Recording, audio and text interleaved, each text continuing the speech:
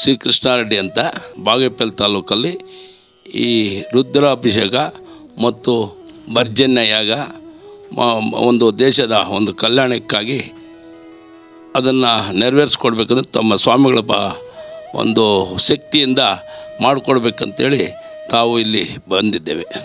ತುಂಬ ಸಂತೋಷ. ಆದರೆ ನನಗೊಂದು, ನೀವು ಬನ್ನೇರುಘಟ್ಟ ರಸ್ತೆ, ಅರಕೆರೆ ಮತ್ತು ಮೀನಾಕ್ಷಿ ದೇವಸ್ಥಾನ ಬಹಳ ವಿಶೇಷವಾಗಿರ್ತಕ್ಕಂಥ ಮೂಲ ಸಾನ್ನಿಧ್ಯ ಈ ಕಡೆ ಇದ್ದೀರಿ. ಇಲ್ಲಿಂದ ಬಾಗೇಪಲ್ಲಿ ಸುಂಕಲಮ್ಮ ದೇವಸ್ಥಾನ ಅಂತೂ ಬಹಳ ವಿಶೇಷ ಅಲ್ಲಿ. ಯಾಕೆ ನಾವು ಮಾರ್ಗ ಮಧ್ಯದಲ್ಲಿ ಇದು ಹೈವೇಲಿದ್ದಂತಹದ್ದು ಸುಂಕಲಮ್ಮ ದೇವಿ. ಆ ದೇವಿ ದೇವಸ್ಥಾನ ಮುಟ್ಲಿಕ್ಕೆ ಹೋದವರೇ ಸಾಕಷ್ಟು ಜನ ತೊಂದರೆ ಅನುಭವಿಸ್ಬಿಟ್ರು. ಅಂತಹ ಪರಿಸ್ಥಿತಿ ಇದ್ದಾಗ ಅಂದರೆ ಆ ಒಂದು ಕ್ಷೇತ್ರದಲ್ಲಿ ಒಂದು ಯಾಗ ಮಾಡಬೇಕು ಅಂತ ನಾವು ಬಾಗೇಪಲ್ಲಿ ಅಂತೂ ಬಾರ್ಡ್ರು, ನಮ್ಮ ಕರ್ನಾಟಕದ ಬಾರ್ಡ್ರಲ್ಲಿದೆ, ಅಲ್ಲಿ ಆಂಧ್ರ ಹತ್ತಿರ ಇದೆ.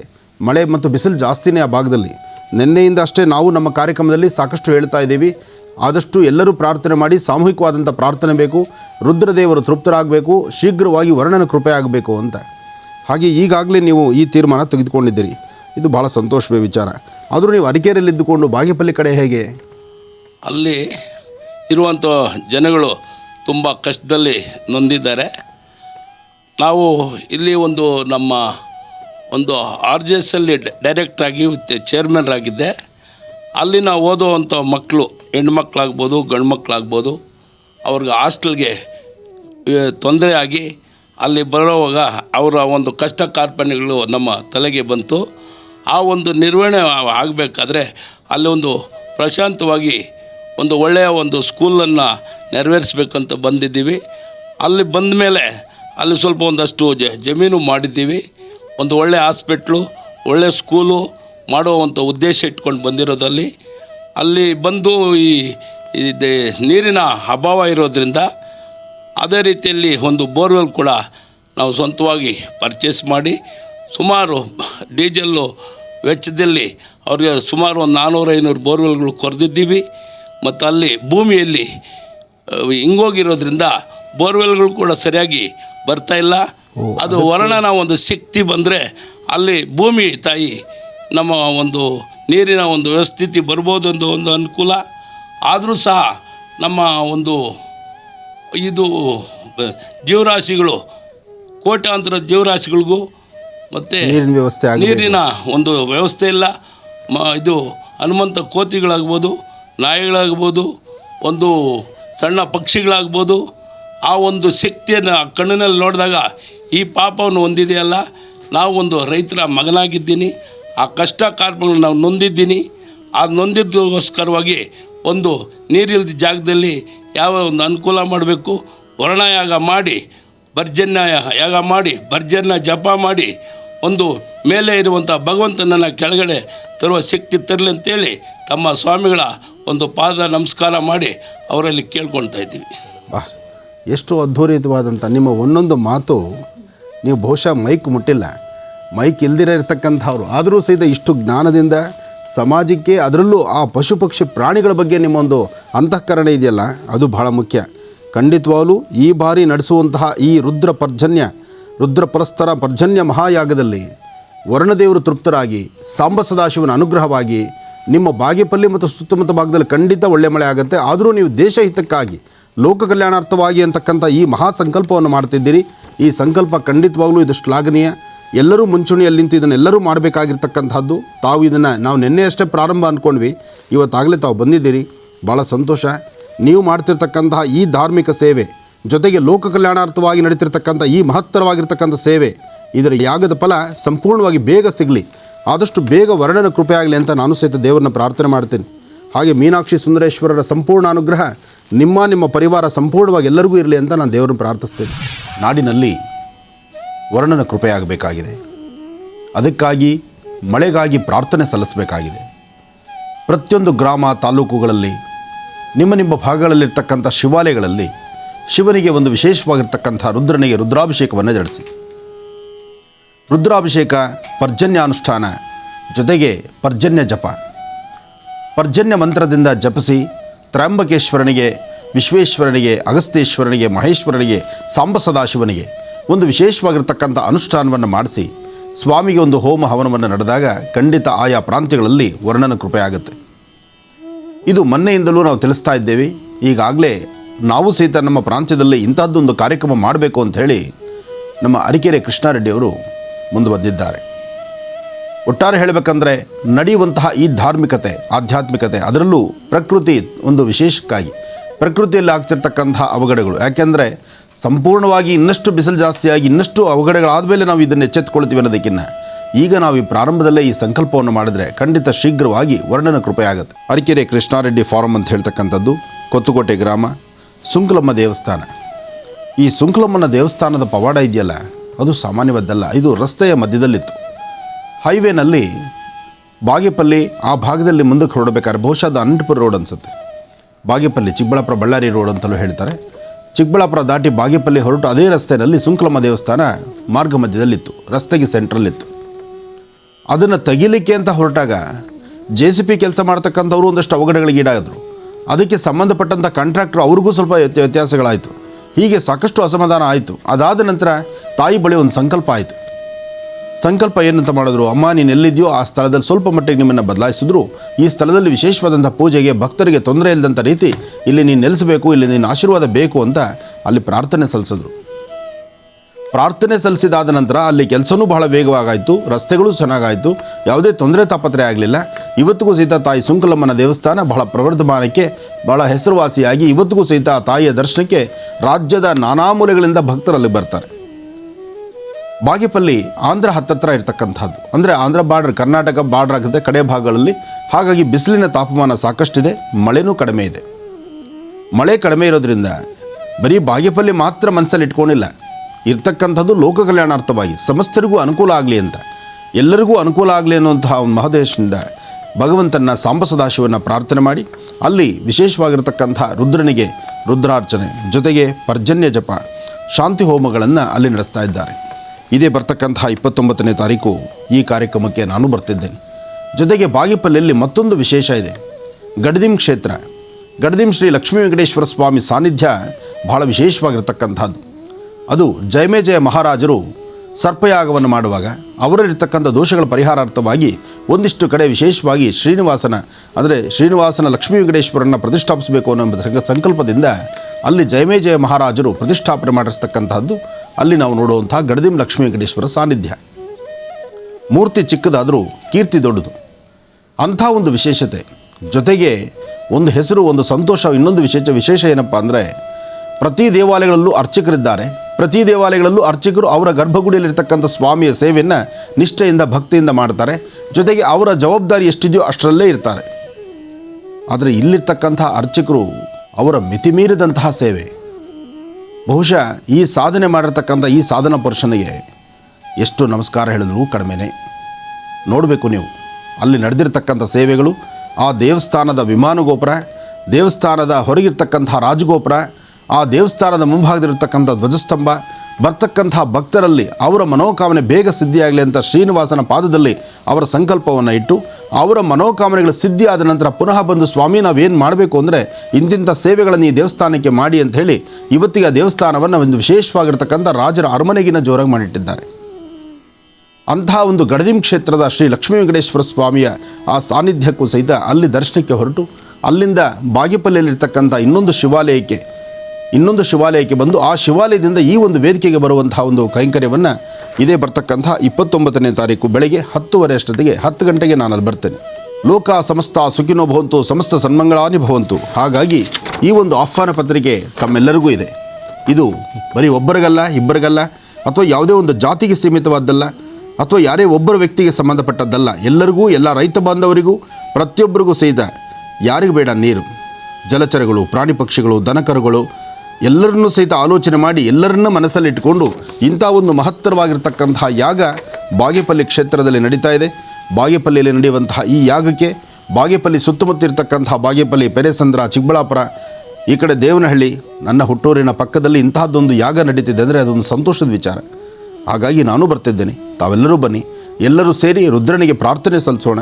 ಶೀಘ್ರವಾಗಿ ವರ್ಣನ ಕೃಪೆ ಆಗಲಿ ಅಂತ ಎಲ್ಲರೂ ಸಹಿತ ಪ್ರಾರ್ಥಿಸೋಣ. ಒಳ್ಳೆಯದಾಗಲಿ, ಶುಭವಾಗಲಿ.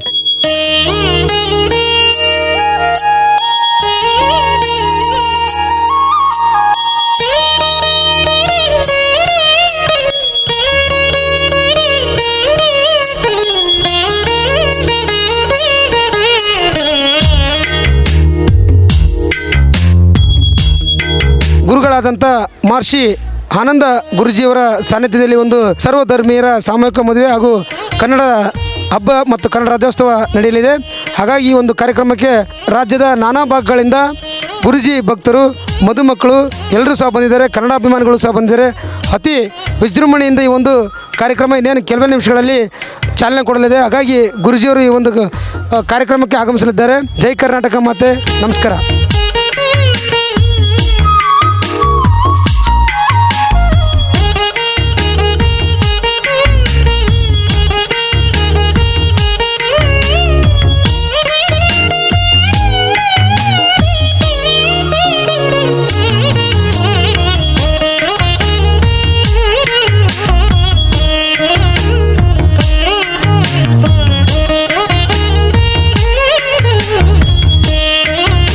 ಎಲ್ಲರಿಗೂ ನಮಸ್ಕಾರ. ನನ್ನ ಹೆಸರು ಕವಿತಾ. ನಾನು ಕರುನಾಡು ಕದಂಬ ರಕ್ಷಣಾ ವೇದಿಕೆಯ ರಾಜ್ಯಾಧ್ಯಕ್ಷೆಯಾಗಿ ಕಾರ್ಯನಿರ್ವಹಿಸ್ತಾ ಇದ್ದೀನಿ. ಗುರೂಜಿಯವರು ನಮ್ಮ ಹೆಣ್ಮಕ್ಳ ಸಂಕಷ್ಟಗಳನ್ನು, ಆಮೇಲೆ ಹೆಣ್ಮಕ್ಳಿಗೆ ಒಂದು ಸಾಂತ್ವನದ ಮಾತುಗಳನ್ನು ಒಬ್ಬ ಮನೆಯ ಸದಸ್ಯನಾಗಿ ಅಥವಾ ಅಣ್ಣನಾಗಿ ಅಪ್ಪಾಜಿಯಾಗಿ ಇವತ್ತು ನಮ್ಮ ಗುರೂಜಿಯವರನ್ನು ಹೆಣ್ಮಕ್ಳು ಎಲ್ಲ ನೋಡ್ತಿರೋದ್ರಿಂದ ನಾವೆಲ್ಲ ಇಲ್ಲಿ ಕರೆಸಿ ಕಾರ್ಯಕ್ರಮವನ್ನು ಮಾಡ್ತಾ ಇದ್ದೀವಿ. ನಮ್ಮ ಕರೆಗೆ ಹೋಗೊಟ್ಟು ಗುರೂಜಿಯವರು ಬರ್ತಾ ಇದ್ದಾರೆ. ತುಂಬ ಖುಷಿ ಆಗ್ತಾ ಇದೆ.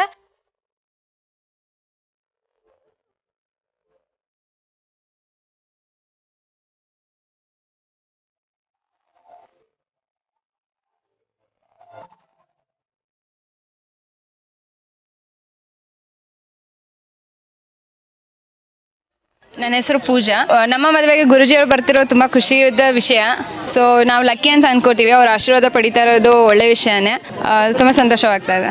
ಆನಂದ್ ಗುರೂಜಿಯವ್ರ ಕಡೆಯಿಂದ ಈ ಅವಕಾಶ ಸಿಕ್ಕಿರೋದು ನಮ್ಮ ಪುಣ್ಯ. ಅದು ಹೇಳ್ಬೇಕಂದ್ರೆ ಆ್ಯಕ್ಚುಲಿ ಅವರು ಎಷ್ಟು ಜನ ಇನ್ವಿಟೇಷನ್ ಕೊಟ್ಟರು ಅವರು ಆಶೀರ್ವಾದ ಸಿಗೋಲ್ಲ ಅವರಿಗೆ. ನಮಗೆ ಈ ಭಾಗ್ಯ ಸಿಗ್ತಾಯಿದೆ ಅಂದರೆ ತುಂಬ ನಾವು ಗ್ರೇಟ್ಫುಲ್ ಅಂತ ಅನ್ಕೋತೀವಿ. ಅವರ ಆಶೀರ್ವಾದದಿಂದ ನಾವು ಹೊಸ ಜೀವನಕ್ಕೆ ಕಾಲಾಡ್ತಾ ಇದ್ದೀವಿ. ಎಲ್ಲ ಒಳ್ಳೆಯದಾಗುತ್ತೆ ಅಂತ ಅಂದ್ಕೊಂಡೇ ಮಾಡ್ತಾಯಿದ್ದೀವಿ. ಇಂಥ ಕಾರ್ಯ ನಡೀತಾ ಇರಲಿ ಅಂತಲೇ ಆಶಿಸ್ತೀನಿ ಸರ್.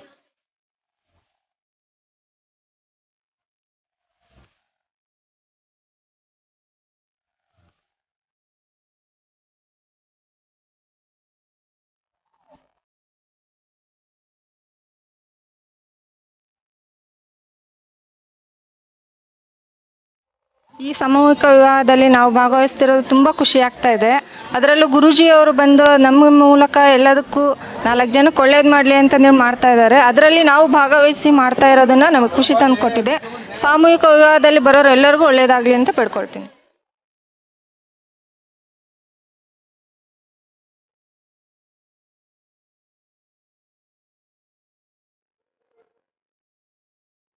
ನಾವು ದಾವಣಗೆರೆಯಿಂದ ಅಲ್ಲಿ ಪುಡುಗನಾಳಂಬ ಹಳ್ಳಿಯಿಂದ ಬಂದಿದ್ದೇವೆ.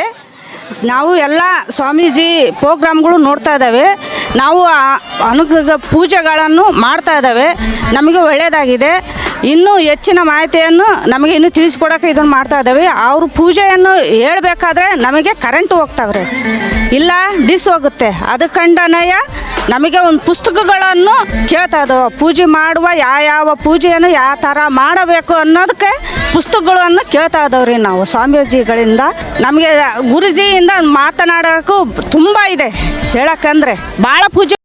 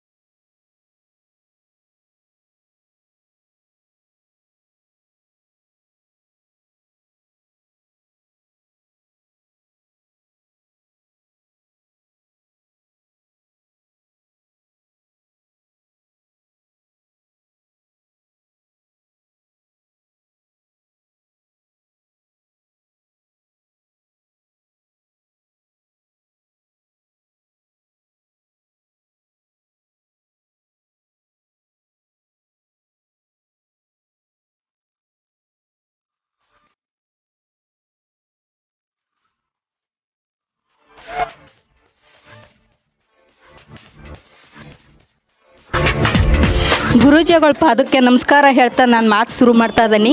ನಮಗೆ ಟಿ ವಿ ಒಳಗೆ ನೋಡಿ ಭಾಳ ಖುಷಿ ಆಗ್ತಿತ್ತು. ಗುರೂಜಿಯವರು ಪೂಜೆ ನಮ್ಗೆ ಮಾಡೋಕೆ ಆಗ್ತಾ ಇಲ್ಲ ಅಂತ ಹೇಳಿ ನಾವು ಫೋನ್ ಮಾಡಿದ್ರೆ ಅವ್ರಿಗೆ ಕಲೆಕ್ಟ್ ಆಗ್ತಾ ಇರಲಿಲ್ಲ. ನಮ್ಮ ಕಷ್ಟಗಳನ್ನ ಹೇಳ್ಕೋಬೇಕಂದ್ರೂ ನಮ್ಗೆ ಆಗಿರಲಿಲ್ಲ. ಈಗ ಹರಿಹರಕ್ಕೆ ಬರ್ತಾ ಇದ್ದಾರೆ ಅಂತ ಕೇಳಿ ನಮಗೆ ಭಾಳ ಖುಷಿ ಆಯ್ತು. ನಾವೆಲ್ಲ ಹರಿಹರ ತಾಲೂಕು ಸಾರಥಿ ಗ್ರಾಮದಿಂದ ಬರ್ತಾ ಇದ್ದೀವಿ. ನಾವು ಗುರೂಜಿ ಹತ್ರ ಫೋನಲ್ಲಿ ಮಾತಾಡೋಕೆ ಆಗದೆ ಇದ್ದ ಕಾರಣ ಇವತ್ತು ಈ ಪೂಜೆಗೆ ಬಂದಿದ್ದೀವಿ. ಇವತ್ತಾದರೂ ಅವ್ರ ಹತ್ರ ದರ್ಶನ ಮಾಡಿ ಅವ್ರ ಹತ್ರ ನಮ್ಮ ಕಷ್ಟ ಹೇಳ್ಕೊಂಡು ಪರಿಹಾರ ತಿಳ್ಕೊಬೇಕು ಅಂತ ಬಂದಿದ್ದೀವಿ. ಅದಕ್ಕೆ ಅವಕಾಶ ಮಾಡಿಕೊಟ್ಟಂಥ ಜಿ ಕನ್ನಡದವ್ರಿಗೆ ತುಂಬ ಥ್ಯಾಂಕ್ಸ್ ಹೇಳೋಕ್ಕೆ ಇಷ್ಟಪಡ್ತಾ ಇದ್ದೀವಿ.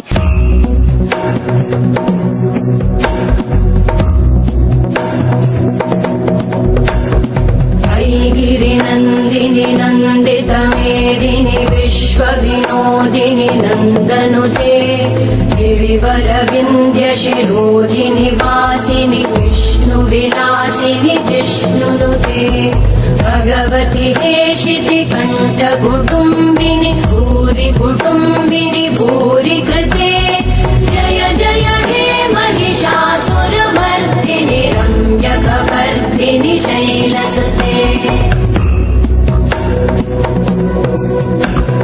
सुरवरवर्षिणि दुर्धरधर्षिणि दुर्मुखमर्षिणि हर्षरते त्रिभुवनपोषिणि शङ्करतोषिणि कल्मषमोषिणि घोषरते तनुजनिरोषिणि दिविसुतरोषिणि दुर्मदशोषिणि सिन्धुसुते जय जय हे महिषासुरमर्दिनि रम्यकवर्दिनि शैलसुते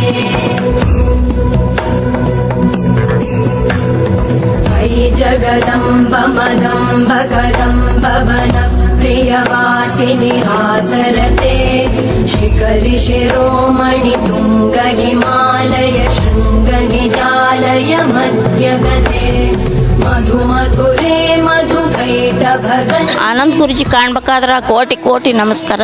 ನಮ್ಮ ಮನೆಯವರಿಗೆ ಕಣ್ಣು ಕಾಣಲ್ರಿ, ಅದಕ್ಕೆ ಬಂದು ನಾವು ಇಲ್ಲಿ ಆನಂದ್ ಗುರೂಜಿ ಅಂತೇಳಿ ಪೂಜೆ ಮಾಡ್ಕೊಂಡು ಕೇಳ್ಕೊಳಕ್ಕೆ ಬಂದೀವಿ.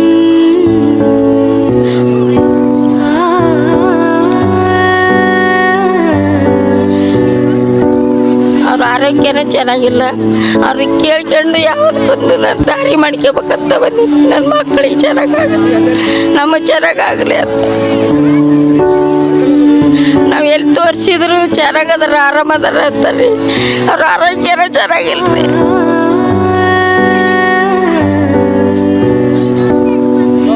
ಅವ್ರಿಗೆ ಚೆನ್ನಾಗಾಗಬೇಕು. ಆ ಗುರೂಜಿಗಳು ಕೇಳಿ ಅವ್ರಿಗೆ ನಾ ಏಟು ಹೇಳಿದ್ರು ಸಾತ್ರಿ. ಅವ್ರಿಗೆ ಕೋಟಿ ಕೋಟಿ ನಮಸ್ಕಾರ.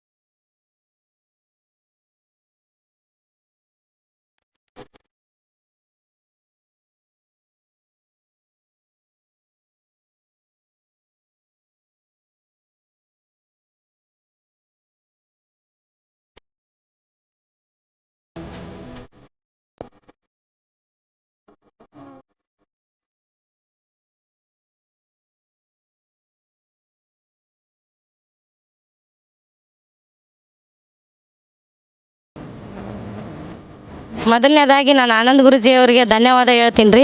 ಜಿ ಕನ್ನಡ ವಾಹಿನಿಯರಿಗೆ ಭಾಳ ತುಂಬ ಹೃದಯಪೂರ್ವಕವಾದ ಧನ್ಯವಾದಗಳು ಹೇಳ್ತೀನಿ.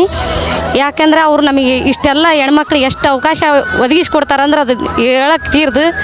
ಆಮೇಲೆ ನಮಗೆ ಎಷ್ಟೇ ಕಷ್ಟ ಇದ್ರೂ ಎಲ್ಲ ನಮಗೆ ಒದಗಿಸ್ಕೊಡಕ್ಕೆ ಅಂತ ಗುರೂಜಿನ ಕೊಟ್ಟಿದ್ದಾರೆ. ನಮಗೆ ಏನೇ ಅನುಷ್ಠಾನ ಇದ್ರೂ ನಾನು ಪ್ರತಿಯೊಂದು ಅನುಷ್ಠಾನ ಒಂದು ಎಪಿಸೋಡ್ ಬಿಡಲಾರ್ದೆ ನೋಡ್ತಾಯಿದ್ದೀನಿ.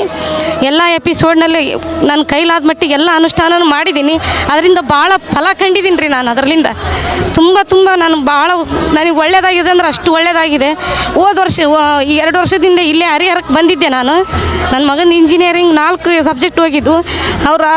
ಗುರುಜಿ ಅವ್ರ ದರ್ಶನ ಮಾಡ್ಕೊಂಡು ಹೋಗಿ ಆಯಿತು ನಿನ್ಗೆ ಒಳ್ಳೇದಾಗುತ್ತೆ ಹೋಗಂತ ಹೇಳಿದರು. ಅವ್ರು ಹೋದ್ಮೇಲೆ ನಾವು ರಿವ್ಯಾಲ್ಯೂಯೇಷನ್ಗೆ ಹಾಕಿದ್ವಿ, 4 ಸಬ್ಜೆಕ್ಟು ಪಾಸ್ ಆಗಿದ್ದಾವೆ. ಈಗ ನನ್ನ ಮಗ ಇಂಜಿನಿಯರ್ ಆಗಿದ್ದಾನೆ. ಇನ್ನು ಈ ಇಂಜಿನಿಯರ್ಗೆ ಇಲ್ಲಿ ಬರ್ಬೇಕು ಅಂದ್ಕೊಂಡಿದ್ವಿ ನಾವು. ನಿಮ್ಮ ಮೊನ್ನೆ ಸೋಮವಾರ ತಾನೇ ನನ್ನ ಮಗನಿಗೆ ಡ್ಯೂಟಿಗೆ ಜಾಯ್ನ್ ಆಗಿದ್ದಾನೆ. ಅದೇ ನನಗೆ ತುಂಬ ಸಂತೋಷ ಆಗೈತೆ. ಆ ಗುರುಜಿ ನೋಡಿದ್ರೆ ನಾವು ಒಂದು ದೇವ್ರನ್ನ ನೋಡ್ದಂಗೆ ಅಷ್ಟೇ ಸಂತೋಷ ನಮಗೆ. ಅದಕ್ಕಾಗಿ ನಾವು ಜಿ ಕನ್ನಡ ವಾಹಿನಿಗೆ ತುಂಬ ಹೃದಯಪೂರ್ವಕವಾದ ಧನ್ಯವಾದಗಳು ಹೇಳ್ತೀನಿ.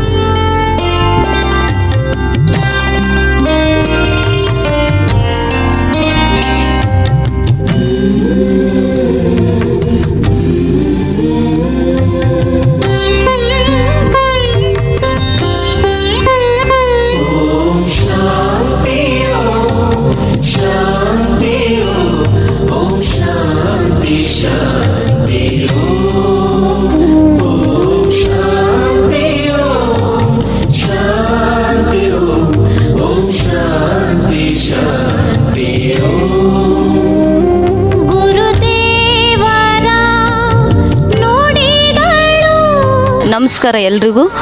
ನಾವು ಪ್ರತಿದಿನವೂ ಕೂಡ ಗುರೂಜಿ ಪ್ರೋಗ್ರಾಮ್ ನೋಡ್ತೀವಿ. ಹಾಗೂ ನಮ್ಮ ಸಮಸ್ಯೆ ಏನಪ್ಪ ಅಂದರೆ ನಮ್ಮ ಮಗುಗೆ ಈ ಥರ ಸ್ಕಿನ್ ಸಮಸ್ಯೆ ಇದೆ, ಅದು ಬಗೆಹರಿಬೇಕು ಅಂತ ಪೂಜ್ಯ ಸ್ವಾಮೀಜಿಯಲ್ಲಿ ಬಂದಿದ್ದೀವಿ.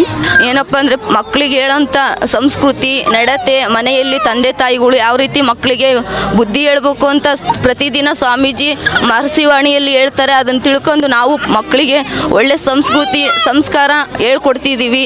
ಹಿರಿಯರಿಗೆ ಗೌರವ ಕೊಡಬೇಕು ಅಂತಲೂ ಕೂಡ ಹೇಳ್ಕೊಡ್ತಿದ್ದೀವಿ. ಗುರುಜಿ ಕಂಡು ಅವ್ರ ಆಶೀರ್ವಾದವನ್ನು ತೆಗೆದುಕೊಳ್ಬೇಕು ಅಂತ ನಾವು ಕೊಂಡಜ್ಜಿ ಗ್ರಾಮದಿಂದ ಬಂದೀವಿ. ಎಲ್ರಿಗೂ ಧನ್ಯವಾದಗಳು. ಜಿ ಕನ್ನಡ ವಾಹಿನಿಗೆ ಧನ್ಯವಾದ ಹೇಳ್ತೀನಿ.